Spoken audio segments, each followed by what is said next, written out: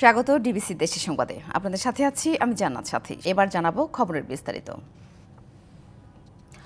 পঞ্চগড় ও চুয়াডাঙ্গা সহ দেশের ১৩টি জেলার উপর দিয়ে বয়ে যাচ্ছে মৃদু শৈত্যপ্রবাহ। সকাল ৬টায় দেশের সর্বনিম্ন তাপমাত্রা ৯.৯ ডিগ্রি সেলসিয়াস রেকর্ড করা হয়েছে পঞ্চগড়ের তেঁতুলিয়ায়। কনকনে ঠান্ডা বাতাস বয়ে যাচ্ছে জেলার উপর দিয়ে। রাত থেকে ঘন কুয়াশায় ছেয়ে আছে সড়ক মহাসড়ক। আগুন জ্বালিয়ে শীত নিবারণ করছেন অনেকেই। তবে ভোগান্তিতে পড়েছেন স্বল্প আয়ের মানুষ। তীব্র শীতের মধ্যেও ঘন কুয়াশা উপেক্ষা করে কর্মক্ষেত্রে যেতে হচ্ছে তাদের। এদিকে চুয়াডাঙ্গায় সকাল ৬টায় সর্বনিম্ন তাপমাত্রা রেকর্ড হয়েছে ১২.৩ ডিগ্রি সেলসিয়াস। ভোরের কুয়াশার সঙ্গে বইছে হিমেল হাওয়া। দেশের বিভিন্ন অঞ্চলে বইছে মৃদু শৈত্যপ্রবাহ। এ নিয়ে আরও জানাতে চুয়াডাঙ্গা থেকে সরাসরি যুক্ত হয়েছেন সহকর্মী কামরুজ্জামান সেলিম। কথা বলবো তার সাথে। সেলিম, জানাবেন আজকের পরিস্থিতি কি, শীত কেমন অনুভূত হচ্ছে, শ্রমজীবী মানুষের দুর্ভোগের কথাও জানাবেন, আর শীতে সবচেয়ে বেশি কষ্টে থাকেন শিশু ও বয়স্করা। হাসপাতালের পরিস্থিতি কি সেটাও জানাবেন। সাথী, আজকে সকাল ৬টায় তাপমাত্রা রেকর্ড করা হয়েছে ১২.৩ ডিগ্রি সেলসিয়াস এবং যেটি গতকাল ছিল ১২.৪ ডিগ্রি সেলসিয়াস। সাথী, সকালে ঠিক আধা ঘন্টা আগে কিন্তু আমার পিছনে যে পরিস্থিতি দেখছেন এটি কিন্তু ছিল না, একেবারে পরিষ্কার ছিল। আধা ঘন্টা আগে পর থেকেই কিন্তু এই কুয়াশায় পুরো এলাকা কিন্তু ঢেকে গেছে। এই কারণে কিন্তু সবচেয়ে বেশি সমস্যায় রয়েছে যারা শ্রমজীবী মানুষ রয়েছে, ছিন্নমূল মানুষ রয়েছে, তাদের ভোগান্তি কিন্তু আসলে শেষ নাই। আমরা ছিন্নমূল মানুষ যারা রয়েছে তারা দেখেছি খড়কুটো জ্বালিয়ে শীত নিবারণের চেষ্টা করছে এবং যারা নিম্নআয়ের মানুষ রয়েছে তারা খেটে খাওয়ার জন্য তারা বাইরে বের হয়েছে, কিন্তু বাইরে বের হওয়ার পরে এই তীব্র শীত এবং ঘন কুয়াশার কারণে কিন্তু তারা কাজে যেতে পারছে না এবং কাজে না যাওয়ার কারণে তাদের কিন্তু সংসার জীবনে বেশ দুর্ভোগেই পড়েছেন তারা। এছাড়া কিন্তু আপনি জানতে চাচ্ছিলেন শিশু এবং বয়স্ক রোগীর। এই তীব্র শীতে কিন্তু শিশু এবং বয়স্করা কিন্তু বেশ ভোগান্তি রয়েছে, কারণ শীতজনিত বিভিন্ন রোগে তারা আক্রান্ত হচ্ছে। হাসপাতালগুলোতে বাড়ছে বিভিন্ন রোগের সংখ্যা, এর বেশিরভাগই শিশু এবং বয়স্ক। আমরা জেলা প্রশাসনের সাথে কথা বলেছি, জেলা প্রশাসনের পক্ষ থেকে যেটি জানানো হয়েছে এখন পর্যন্ত চুয়াডাঙ্গা জেলায় প্রায় ১০,০০০ কম্বল বিতরণ করা হয়েছে এবং ৪টি উপজেলা এবং ৪টি পৌরসভায় ৩০ লক্ষ টাকা কিন্তু ত্রাণ মন্ত্রণালয় থেকে বরাদ্দ দেওয়া হয়েছে। সেই বরাদ্দের টাকা দিয়ে কিন্তু তারা শীতবস্ত্র ক্রয় করছেন এবং শীতার্ত মানুষ যারা রয়েছে তাদের মধ্যে কিন্তু বিতরণ করছে। এদিকে কিন্তু শ্রমজীবী মানুষ যারা রয়েছে, ছিন্নমূল মানুষ যারা রয়েছে তারা কিন্তু এখনো অভিযোগ করেই বলছে তারা কিন্তু এখনো এই যে শীতের পোশাক, বিশেষ করে শীতবস্ত্র তারা এখনো পায়নি। আবহাওয়া অফিসের পক্ষ থেকে আমাদেরকে যেটি জানানো হয়েছে, এই সামনের যে সপ্তাহ রয়েছে এই সপ্তাহে কিন্তু শীতের যে সেটা কিন্তু আসলে অব্যাহত থাকবে। তো সাথী, চুয়াডাঙ্গা থেকে শীতের এই ছিল সর্বশেষ পরিস্থিতি। ধন্যবাদ সেলিম। সিরাজগঞ্জ শহরের বাহিরগোলা বাজারে কাটাখালী নদীর উপর নির্মাণাধীন ব্রিজের কাজ শেষ হয়নি ৪ বছরেও। এ নিয়ে চরম অনিশ্চয়তা এলাকাবাসী। চলতি বছরের জুনে প্রকল্পের মেয়াদ শেষ হয়ে গেলে ফেরত চলে যায় প্রকল্পের সব টাকা। জনগুরুত্বপূর্ণ সেতুটির কাজ শেষ না হওয়ায় চরম দুর্ভোগে ২৫ গ্রামের মানুষ। পানি উন্নয়ন বোর্ড জানায় নতুন করে প্রকল্পের চাহিদা দিয়ে দ্রুত কাজটি শেষ করা হবে। সিরাজগঞ্জ পৌর এলাকার বাহিরগোলা বাজারের পুরনো পরিত্যক্ত রেল ব্রিজ ঝুঁকিপূর্ণ হয়ে পড়ায় নতুন করে নির্মাণের উদ্যোগ নেয় পানি উন্নয়ন বোর্ড। ২০২১-২২ অর্থ বছরে ৬৪ জেলার অভ্যন্তরীণ ছোট নদী, খাল এবং জলাশয় পুনর্খনন প্রকল্পের আওতায় কাটাখালী সেতু নির্মাণ কাজ শুরু হয় ২০২১ সালের আগস্টে। ৭,২৮ লাখ টাকা ব্যয়ে সেতুটির কাজ ২০২৪ সালের জুনে শেষ করার নির্দেশনা থাকে। তবে ২০২২ সালের মার্চে অর্ধেক কাজ করে অপারগতা জানিয়ে কাজ বন্ধ করে দেয় ঠিকাদারি প্রতিষ্ঠান মোহাম্মদ মঈনুদ্দিন বাসী লিমিটেড। এরই মধ্যে ঠিকাদারি প্রতিষ্ঠানকে ২,৬৮ লাখ টাকার বিল দেয় পানি উন্নয়ন বোর্ড। প্রকল্পের মেয়াদ অনুযায়ী কাজ শেষ করতে না পারায় ফেরত চলে যায় বাকি টাকা। নানা জটিলতায় নতুন করে সেতুর কাজ শুরু না হওয়ায় প্রতিনিয়ত দুর্ভোগের শিকার হচ্ছেন এই অঞ্চলের মানুষ। যে একটা রুগী যে হাসপাতালে নিয়ে যাবো আমার এই সুযোগ নাই। ৩০-৩৫টা গ্রাম আছে, প্রতিদিন দেখা যায় ৫-৭ কিলো পথ ঘুরা মানে যা লাগে। দীর্ঘদিন যাবৎ কাজ না করায় চুরি হয়ে যাচ্ছে রডসহ নির্মাণ কাজের মালামাল। তাই জনদুর্ভোগ লাঘবে দ্রুত কাজ শেষ করার দাবি জানান স্থানীয়রা। সর্বক্ষেত্রেই অসুবিধা, এই যে বাচ্চা কাচ্চা স্কুলে যাওয়া আসা এদের জন্য ভয়াবহ হয়ে গেছে। ব্রিজটা যেন মেরামত করে মানুষের চলাচলের এবং যানবাহনের চলাচলের উপযুক্ত হয় সেই ব্যবস্থা আমরা প্রশাসনের কাছে দাবি জানাই। এদিকে ঠিকাদারি প্রতিষ্ঠানকে জরিমানা করা সহ নতুন করে বরাদ্দ পেলে কাজ শুরু করা হবে বলে জানায় পানি উন্নয়ন বোর্ড। ঠিকাদারের যে জরিমানা করার পর সরকারি কোষাগারে জমা দেওয়া হয়েছে। অনুদান খাত থেকে টাকা পাই তাহলে আমরা ওই বাকি অংশটুকু আমরা টেন্ডার করে ঠিকাদার নিয়োগ করে আমার কাজটা আমরা এই বছর যদি কাজ করতে নাও পারি আমরা আগামী বছর এটা বড় দেব। জনদুর্ভোগের কথা বিবেচনা করে সেতুর কাজ দ্রুত শেষ করার দাবি স্থানীয়দের। খালিদ হৃদয়, ডিবিসি নিউজ, সিরাজগঞ্জ। জামালপুর সদরের ঝিনাই নদীতে একটি সেতুর অভাবে দুর্ভোগে 2 লাখের বেশি মানুষ। নদী পারাপারে হরহামেশা দুর্ঘটনার শিকার হচ্ছেন এলাকাবাসী। সেখানে একটি সেতু নির্মাণের দাবি দীর্ঘদিনের, কিন্তু নেই কোনো পদক্ষেপ। তবে আশার বাণী শোনালেন জেলা নির্বাহী প্রকৌশলী। প্রস্তাব অনুমোদন হলেই কাজ শুরুর কথা জানালেন তিনি। জামালপুর উপজেলার মেষ্টা ইউনিয়নের চান্দের হাওড়া এলাকার উপর দিয়ে বয়ে গেছে ঝিনাই নদী। জামালপুর সদর, মেলান্দহ, মাদারগঞ্জ ও সরিষাবাড়ি এ 4 উপজেলায় মানুষের চলাচলের একমাত্র বাহন নৌকা। জীবনের ঝুঁকি নিয়ে এখানকার মানুষকে এক জায়গা থেকে আরেক জায়গায় যেতে হয়।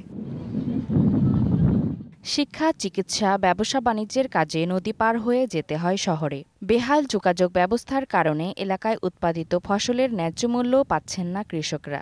স্থানীয়রা একটি সেতু নির্মাণের জন্য বারবার দাবি জানালেও কারো কানে পৌঁছায়নি। আমরা অনেক কষ্ট করে আমরা খুব বেশি হাটে বাজারে নিয়ে যাই। আমরা আবাদ করলে পরে ফসল আনতে আমাদের অনেক কষ্ট হয়। স্টুডেন্টরা যখন নৌকাতে উঠে নৌকা পুরো ডুবুডুবু হয়ে যায়, মানে নৌকা ডুবির আশঙ্কা থাকে। কোনো জনপ্রতিনিধি আমাদের দিকে তাকায়নি। জনগণের প্রাণের দাবির কথা ভেবে ব্রিজটাকে যেন দ্রুত বাস্তবায়ন করা হয়। সেতুটি নির্মাণ হলে 4 উপজেলার যোগাযোগ ব্যবস্থার পাশাপাশি এ অঞ্চলের কৃষিখাত ও ব্যবসা বাণিজ্যের প্রসার ঘটবে বলে জানান স্থানীয় এই জনপ্রতিনিধি। কৃষিজাত পণ্য বাজারে নেওয়া, রোগীদের হাসপাতালে নেওয়া, যোগাযোগ, পরিবহন সব দিক দিয়ে এই জায়গায় যদি হয় তাহলে 4 উপজেলার মানুষ সামষ্টিকভাবে ব্যাপকভাবে উপকৃত হবে। সেতুর জন্য একটি প্রস্তাবনা পাঠানো এবং সেটি অনুমোদন হলে কাজ শুরু করা হবে বলে জানান জামালপুর এলজিডির নির্বাহী প্রকৌশলী। উক্ত স্থানে একটা যাতে ব্রিজ হয় সেজন্য প্রয়োজনীয় তথ্যাদি সংগ্রহ করে সদর দপ্তরে প্রেরণ করেছি। এটি অনুমোদিত হলে এলাকার জনগণের যে প্রাণের দাবি এটি বাস্তবায়িত হবে বলে আমরা আশা করি। জনদুর্ভোগের কথা বিবেচনা করে শীঘ্রই সেতুটি নির্মাণের দাবি স্থানীয়দের। Saima Akter, DBC news desk. গত বছর মুড়িকাটা পেঁয়াজের ভালো দাম পেয়ে এবছর কুষ্টিয়ার কয়েকটি জেলার কৃষকরা আবাদ বাড়িয়েছিলেন। উচ্চ দামে বীজ কিনে আবাদ করার পর এখন পেঁয়াজের বাজারে ধস নামায় হতাশ কৃষকরা। এ নিয়ে রাস্তায় নেমে বিক্ষোভ দেখিয়েছেন তারা। দেশের কৃষকদের বাঁচাতে পেঁয়াজ আমদানির বিপক্ষে অবস্থান নেন তারা। কুষ্টিয়ার দৌলতপুর সহ কয়েকটি উপজেলায় বিস্তীর্ণ জমিতে এবার আবাদ হয়েছে মুড়িকাটা পেঁয়াজের। বেশি দাম দিয়ে পেঁয়াজের বীজ কিনে রোপণের পর পরিচর্যা সহ সব মিলিয়ে বিঘা প্রতি কৃষকের খরচ পড়েছে লাখ টাকার কাছাকাছি।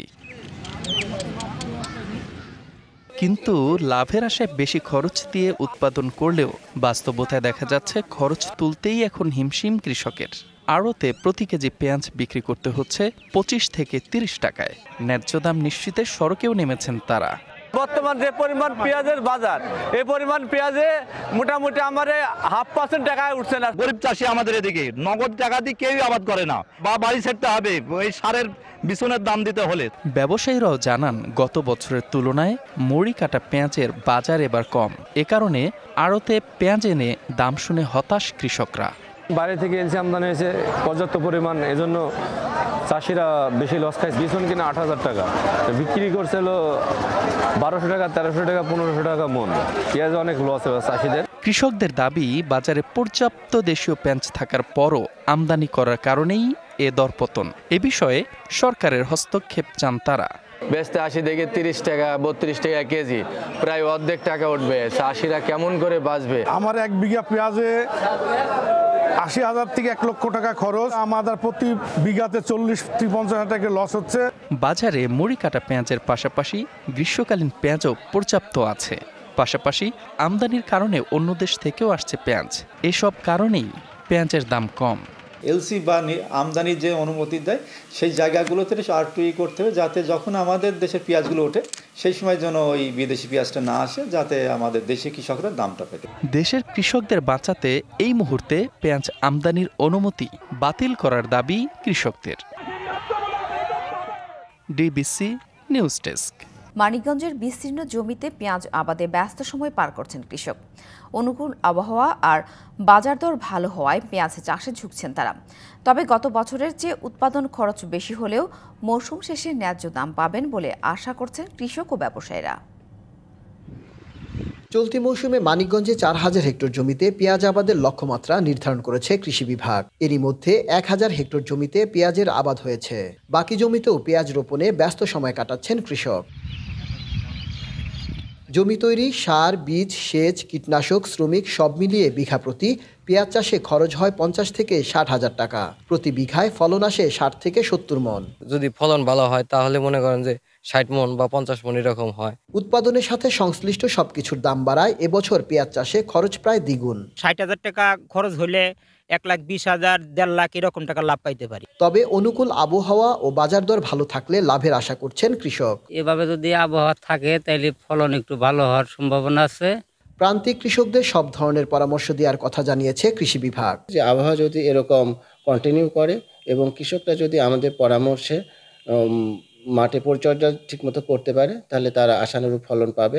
জেলার চাহিদা পূরণ করে অন্যান্য অঞ্চলের চাহিদাও পূরণ করা সম্ভব হবে বলে আশা করছেন সংশ্লিষ্টরা। Ashraful Alam Liton, DBC news, Manikganj. সুস্থ দেহ, সুস্থ মন, সুস্থ ক্রীড়ার চর্চায় হবে সমৃদ্ধ জাতি গঠন। এই প্রত্যয়ে রংপুরে শুরু হয়েছে ফুটবল টুর্নামেন্ট।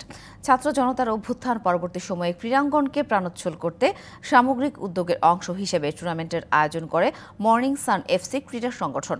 শনিবার বিকেলে নগরীর স্টাফ কোয়ার্টার প্রাথমিক বিদ্যালয় মাঠে আয়োজিত টুর্নামেন্টের উদ্বোধন করেন জেলা ফুটবল অ্যাসোসিয়েশনের সভাপতি মঞ্জুর আহমেদ আজাদ। আয়োজনের প্রধান পৃষ্ঠপোষক আজিজুল ইসলামের সার্বিক পরিচালনায় এতে বিভাগের 16টি দল অংশ নেয়। মাদক মুক্ত যুব সমাজ গড়ার লক্ষ্যে এমন টুর্নামেন্ট গুরুত্বপূর্ণ ভূমিকা রাখবে বলে আশা আয়োজকদের। ডিবিসি দেশের সংবাদে এই ছিল এখনকার মতো। ডিবিসি নিউজের সংবাদগুলো পড়তে ভিজিট করুন dbcnews.tv আর ভিজিট করুন ডিবিসি নিউজের ফেসবুক পেজ এবং ইউটিউব চ্যানেল। ডিবিসির সঙ্গেই থাকুন।